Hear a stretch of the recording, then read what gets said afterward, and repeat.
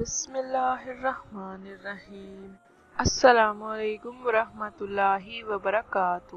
خواب میں ہم بستری کرنا یا کروانا۔ جب عورت خواب میں کسی اجنبی مرد سے ہم بستری کرے تو اس پر کیا لازم ہے؟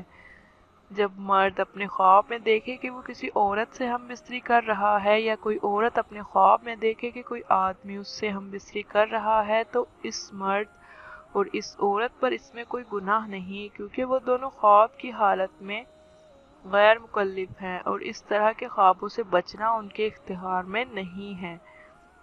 اور اس وجہ سے بھی کہ اللہ تعالیٰ کسی شخص کو اس کی وسعت و طاقت سے زیادہ تکلیف نہیں دیتے، نیز اس لیے کہ نبی کریم صلی اللہ علیہ وسلم نے فرمایا، 3 آدمیوں سے مواخذہ کا قلم اٹھا لیا گیا ہے، ایک وہ سویا ہوا شخص جب تک وہ بیدار نہ ہو، اور دوسرا مجنون جب تک اس کا جنون کا دورہ ختم نہ ہو جائے، اور تیسرا بچہ جب تک کہ وہ بالغ نہ ہو جائے۔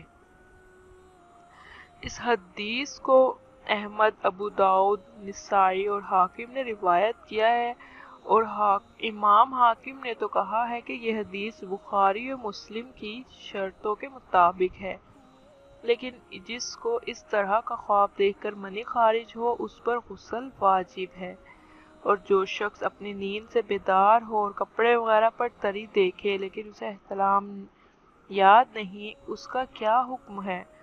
اس سے احتلام یاد نہ ہو، جب وہ اپنے کپڑے وغیرہ پر منی کی تری دیکھے تو اس پر غسل واجب ہے۔